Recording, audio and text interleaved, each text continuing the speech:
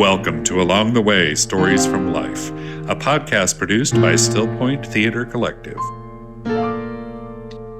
Hi, I'm Bob Hart, and our guest today is a legend among teachers, a woman who helped raise a couple of generations of young people in the Kansas City area, and as their speech and forensics coach, instilled a bit of confidence in each and every one of them. I'm so delighted to welcome Sally Shipley. Well, thank you, Bob. It's nice to be here. Well, it's delightful to have you here. As you know, the subtitle to this podcast is Stories from Life. So we want to hear a little bit about yours. Can you tell me about your early life? Like where were you born and what was your childhood like? My life was really about kindness. I was born in Salina, Kansas, in a hospital, and I just really knew nothing but kindness. I didn't see some of the bad things that I see now as an adult. And that was great. I had wonderful parents, and I had an older sister, 3 years older than me, and dearly loved her. And she treated me as if I were her child. She was really good to me. And she has passed away. Oh, I'm sorry. I am too, because she was really wonderful. And what did your parents do? My dad was a farmer.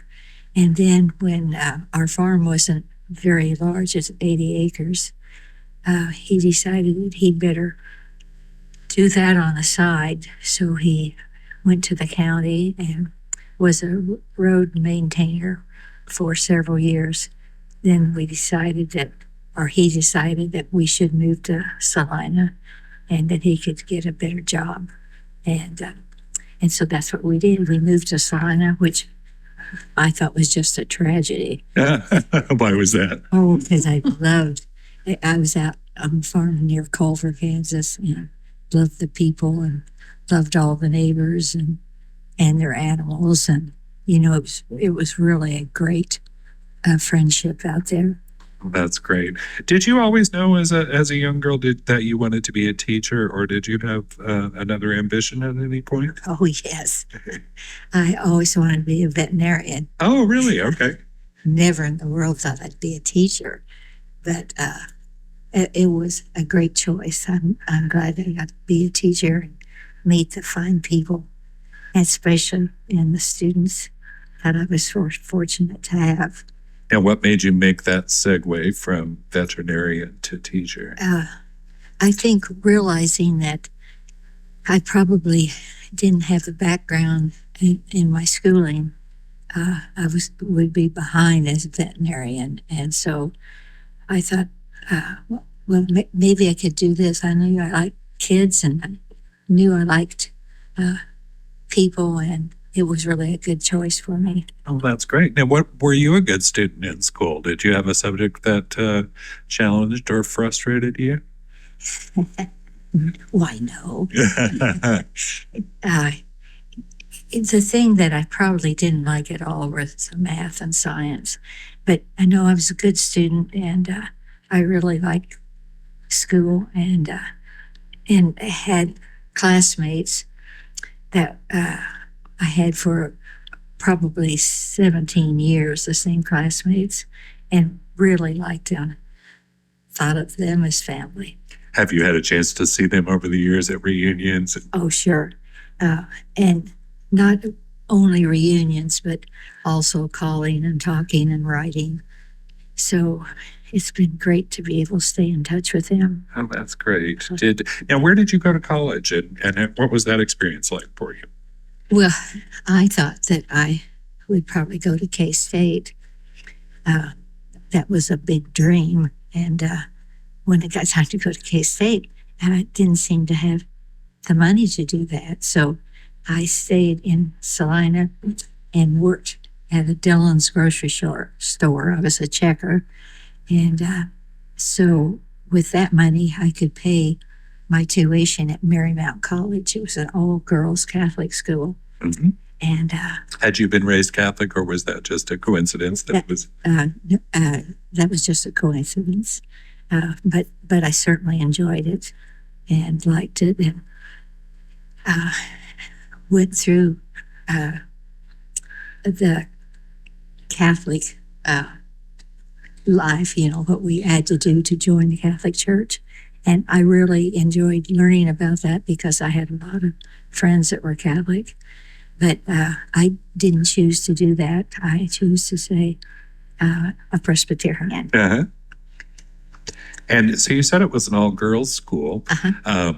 But I know something you just told me very recently was, we're going to get to how you met your husband, Walt, but there was an engagement before Walt. Is that right? I didn't know you knew that. Well, you just told me that just recently. I never knew either. Was this in college? Yes. He was in town. He was going through things at the hospital, like X-ray technician and different things like that he was studying as he was staying there.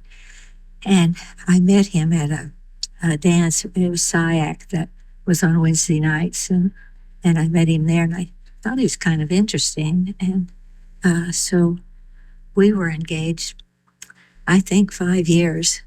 And then I just wasn't ready to get married yet. I said to him, I don't want to get married right now. I'd like to have some freedom before we get married. And I said, I'd like to go to Kansas City and live with my sister and brother-in-law and just live that life for a while and see if I really want to get married, period. And he said that was fine. So I went to Kansas City and to live with them, and I got a job there and really enjoyed it. And then when I realized that I really liked that freedom and wasn't ready to get married yet, I decided that we should talk about that, and I would take a year off and teach and see if maybe I would be ready to settle down. And I did that, and I loved this man, but I had to tell him I just didn't want to be tied down now. And anyway, he was a wonderful man and really cared about him. But he died, and I remember I went to his funeral, and I was standing on the side of the room, just kind of leaning on a windowsill, and this young girl came up and said to me, I want you to know that I am his daughter. And I think I knew he had a daughter. I knew he finally married, but anyway, she came up and told me things about him and about how he felt about me, and it wasn't anger or anything bad. And I was so thankful that she came up and said that and talked to me about that.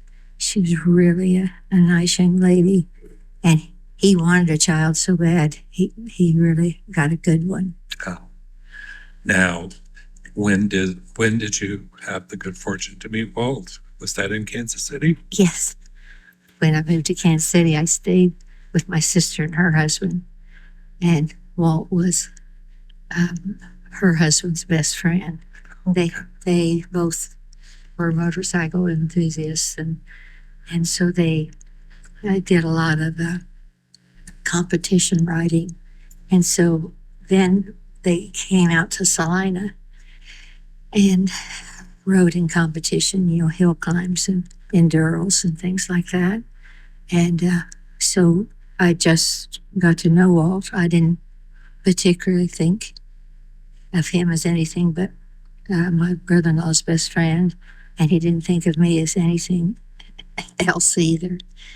And then, so when I did move to Kansas City, I don't know how it happened, but I moved in August, and we were married the following June. Oh, No. August. No, August, the following August. Following August. Well, something changed along the way, and you became something very special to each other. Yes. Correct. Now, I believe you told me you and Walt were married nearly 60 years. Is Yes. that correct? Like 2 months of 60 years. Tim, okay. Yeah, I've never been married, but I have certainly know a lot of people who are or who have been, and they say marriage is hard work. Even when you love someone, even when it's the right person for you, you got to work at it. Is that your experience? You know, I just live in kindness, I guess. We really enjoyed being married. We enjoyed some of the same things, and only disagreements we had probably were about how many dogs we could have. How many would you have liked to have? You just think of it. I know you love the Yeah. dogs. Oh my, yes, I did. So now, when and where did you begin your teaching career? I know you didn't go immediately to Shawnee Mission West. Yeah, the man that I was engaged to lived in Beloit, Kansas, and worked at the hospital there. So he asked me to move to that area, and we could be together. So I moved, and it was a small town called Glen Elder, Kansas. And Glen Elder it just was a phenomenal town, small town. People knew everything about you. You couldn't do anything, and it would be talked about the next morning. But gosh, what nice people, and what good values, and I really enjoyed living there. And some of those students I still see and still talk to that I had there. It was a great experience of teaching there. And I learned so much more than probably the kids did. Now, was it a little bit of a culture shock coming from a small town to Shawnee Mission West, which I think you started in 1964 there? Is that Yes, right? yes. Yeah. I would say it was. I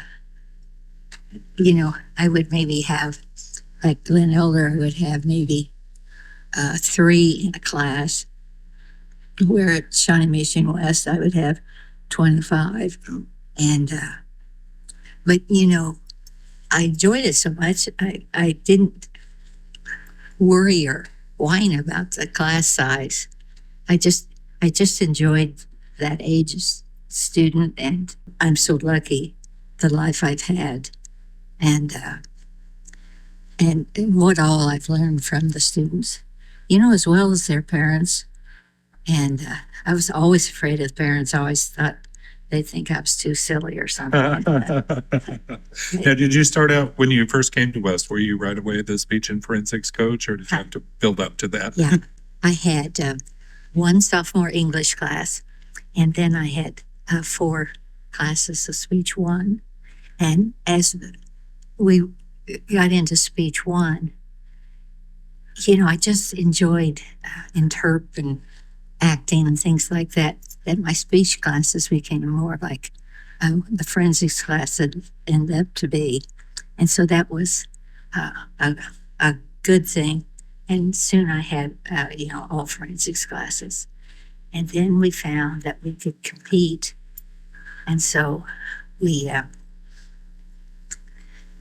got teams together and started competing in forensics across Kansas.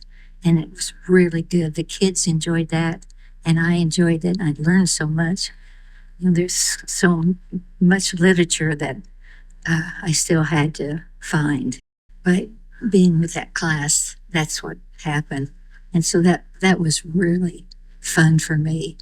Then it got to be quite overpowering because I had so many that wanted to go. I had to find other teachers who would sponsor, or parents who would sponsor. And I just really liked that, and it was fun. The kids could see me in a different light too, out, not in the classroom. And I think we connected very well.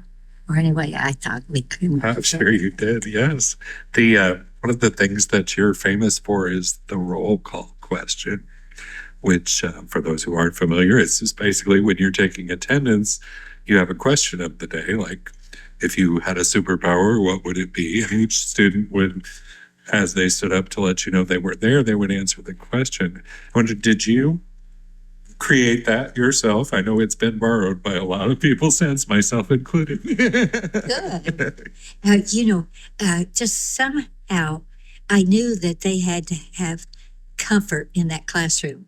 If they're going to be speaking and talking to people, I wanted to be a great atmosphere.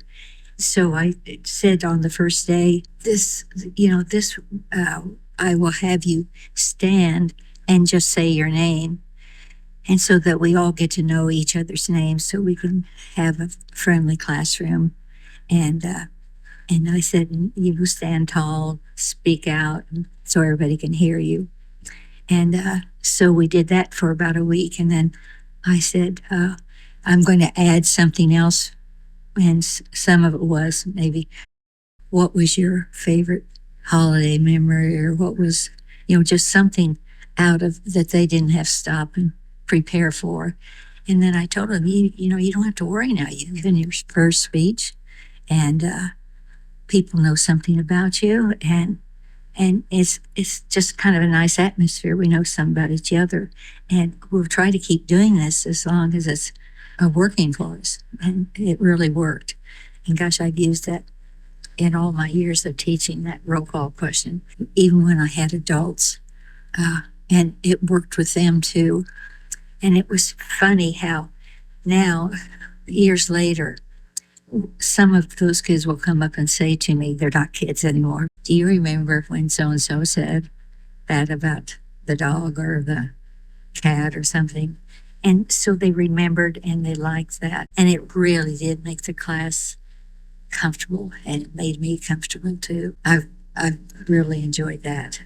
I wonder, in those early years of teaching, it was the 1960s, Shawnee Mission West. It was the 1960s everywhere, but that was not a particularly calm time when we look back. What was the most difficult part of teaching in the early years? And as the world kind of changed around, did that change? Yes, it did. But there was a calmness in the classroom, and I guess I'd give credit to the roll question, because if somebody was harsh or angry at something and would stand up for their roll question, be harsh or angry, then the kids that called on next made it less hostile and less poked at anybody in the class. And so I found that a really good thing about that roll question. And if we had visitors, they had to do the roll question, whether it was the police chief or the principal or whatever. And, they didn't want to do it. They really didn't. They were kind of afraid of that. So that was good.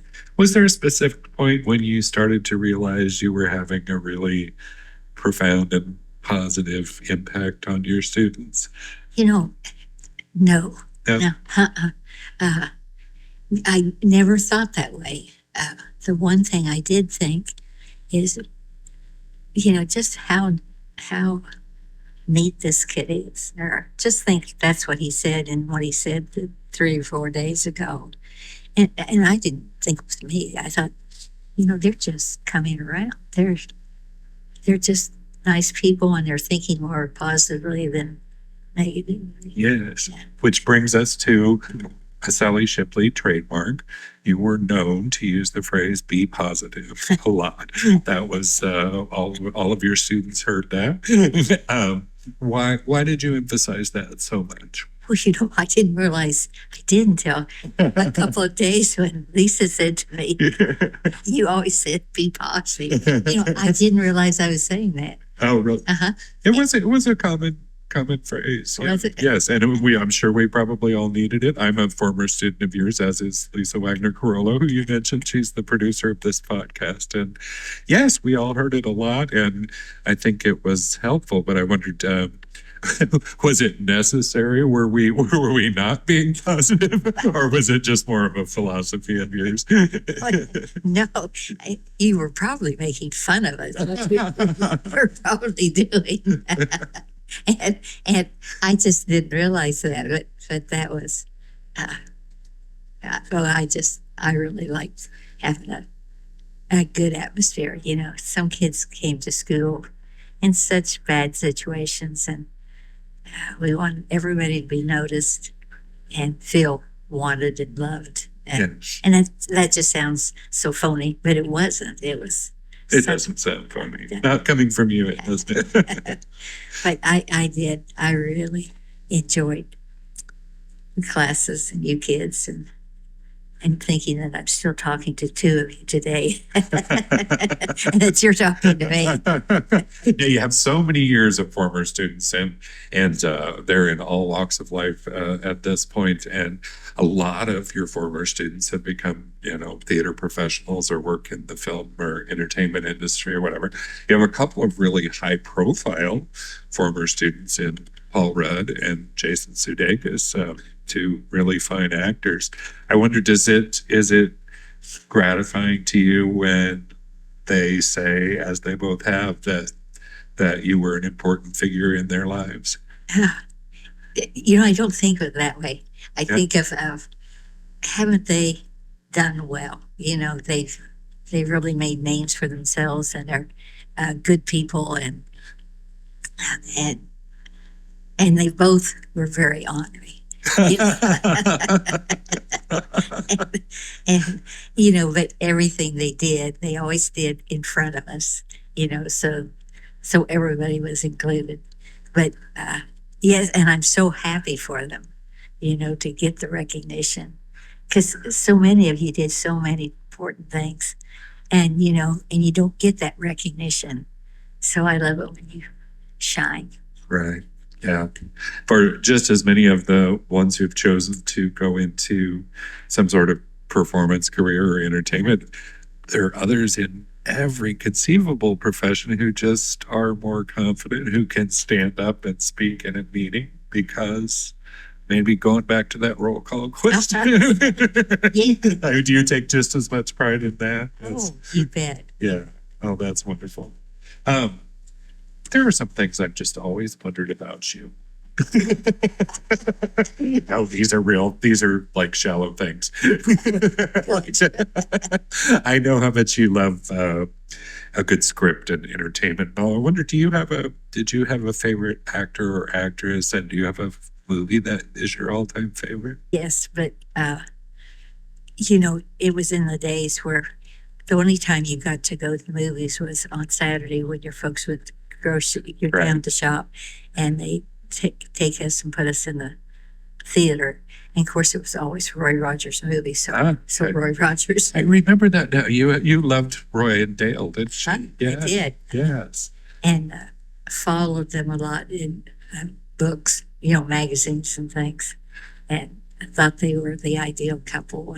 And for one thing, they never had any scandal. They were True. Good people. And so that's, I would say, were my favorites at first. That's great. And over the years, are there others that you've really come to admire, or a movie that you can't get enough of? I really do enjoy some of the actors now, especially if they mix with the younger people that are coming up and kind of help them. I'm trying to think of somebody that really inspires me right now.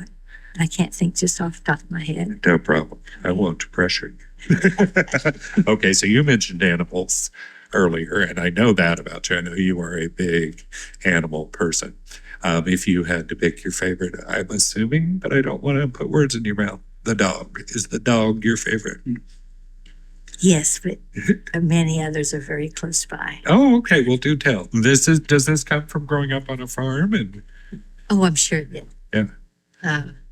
because the dogs that brought the cows in and things, mother would let, come in and sleep either in the kitchen floor or out on the porch that was closed. Did you say the cows? She would let the cows sleep on the kitchen floor?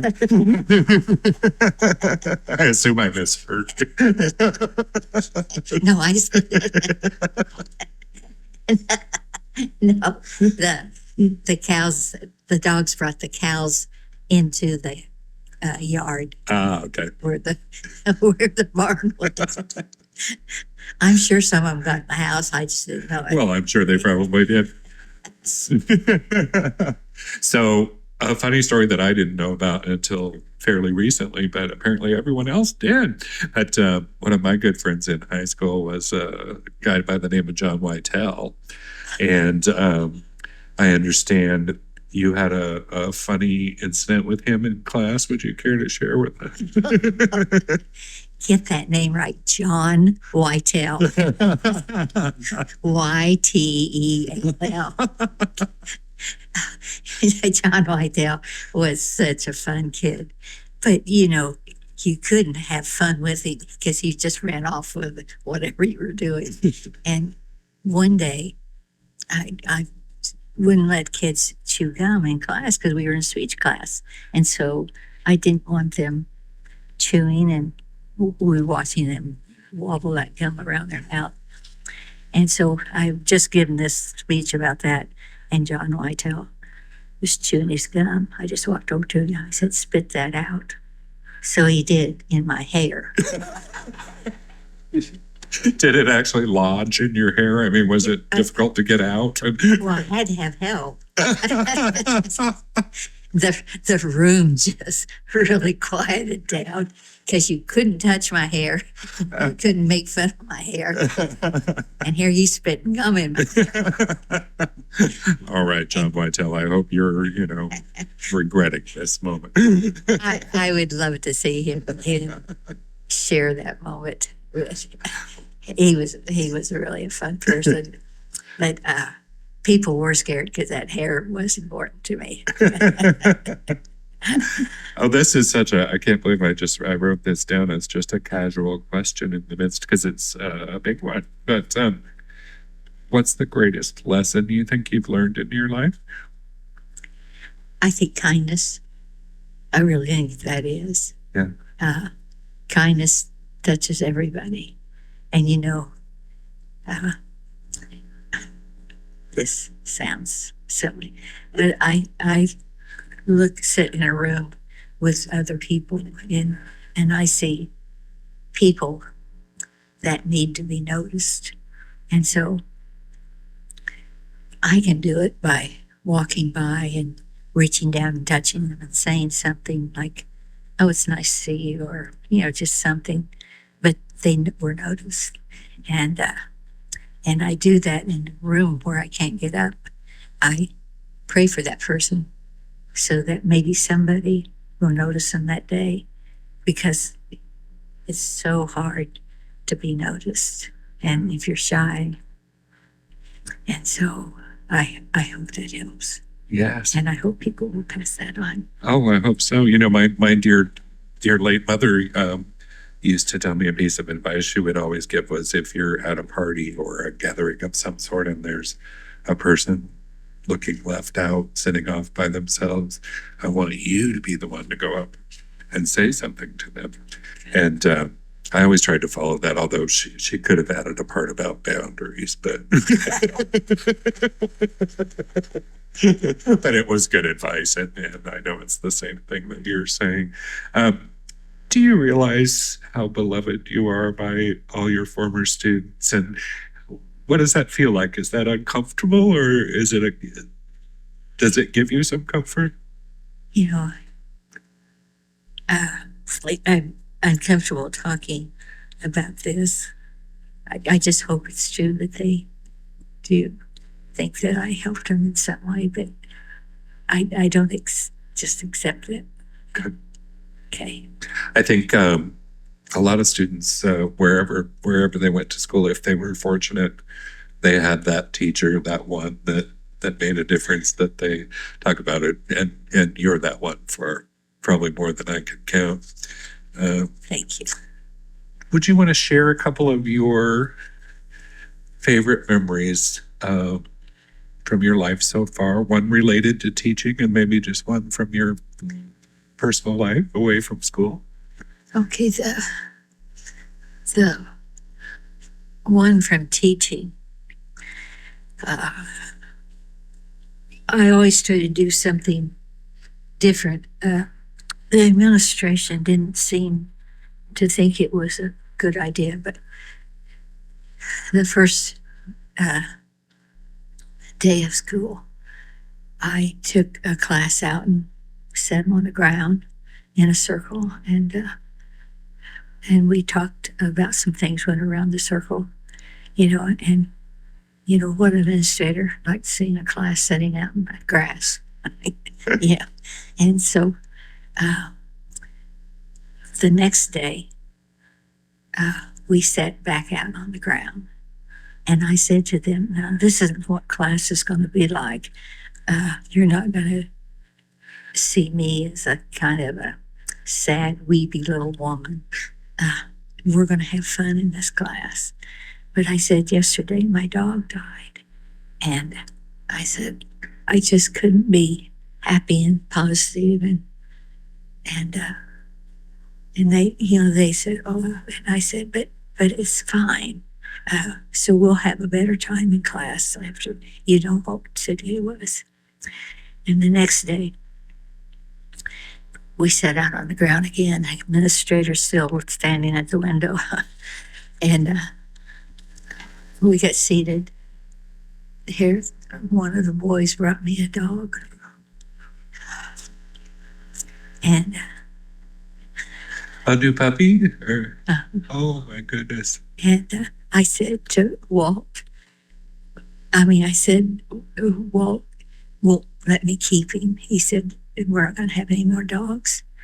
And two of the boys in class their dads worked with Walt at Honeywell. And they got him, just kind of drifted off and came back.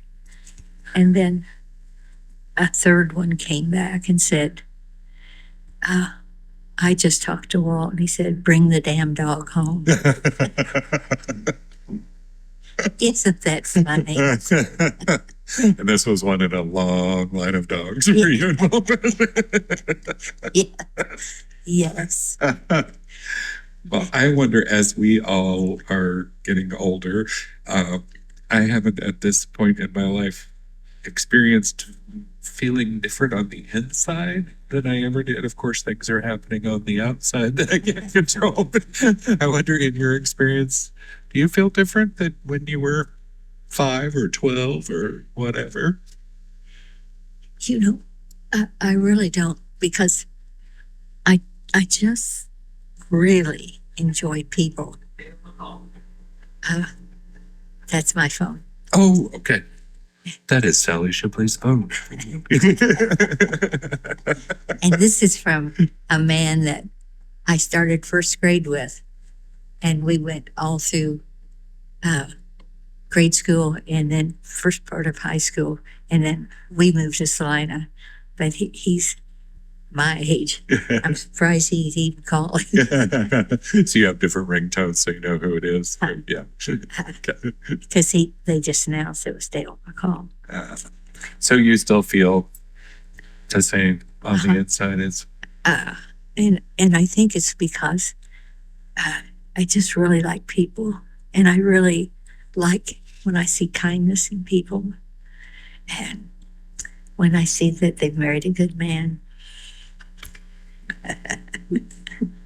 As Lisa Wagner Carollo did. Yes. Yes, she did.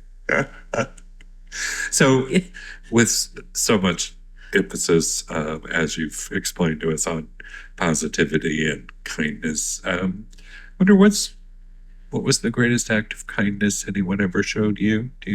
Or is there more than one? Well, that one about the dog really got me, and the fact that Walt accepted it, and we named him Andy J. And Andy Mayfield, and I can't remember what Jay's last name was, were the two boys that went to getting. So that's why we named the dog Andy J after those two boys. But uh, I tried to make sure that I knew that it was everybody that got that dog. Yeah. And you see that that act of kindness that I saw, or Yeah, I was just wondering, do certain ones in your life stand out as, wow, that really was an act of kindness that had a profound effect on me? yes, and I can't even narrow it down to one right now. That's good. Uh-huh. What year did you retire from Shawnee Mission West? 94. 94. So it was 30 years altogether. From 64 to 94. Well, okay.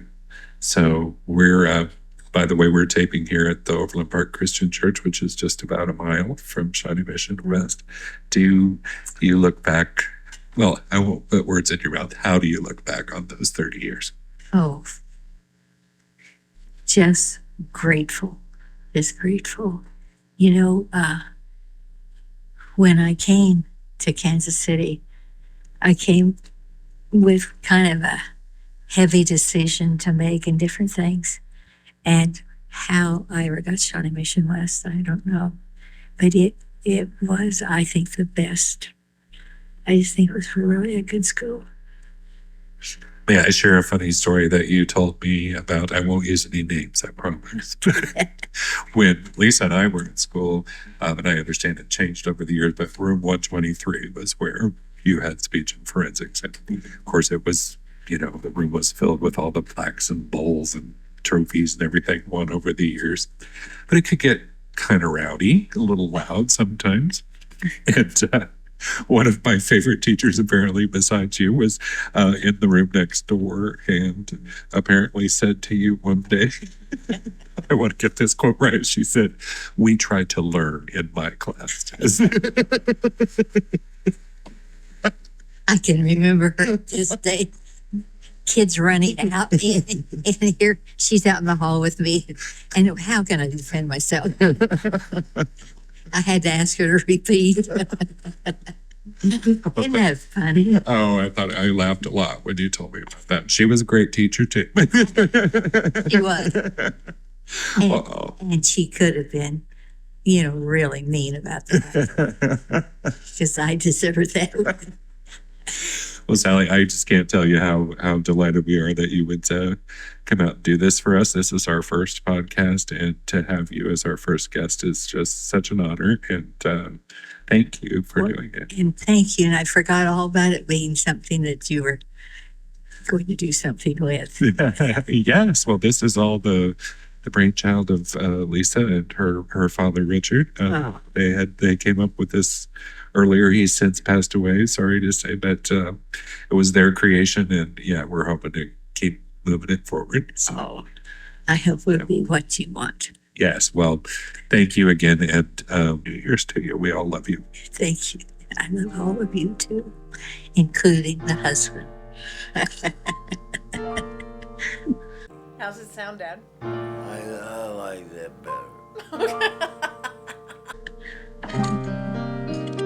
You have been listening to Along the Way, Stories from Life, created by Richard Wagner and Lisa Wagner Carollo, and produced by Still Point Theater Collective. Engineer Chris Carollo, editor Traveler Chair, theme music by Charlie Brockman.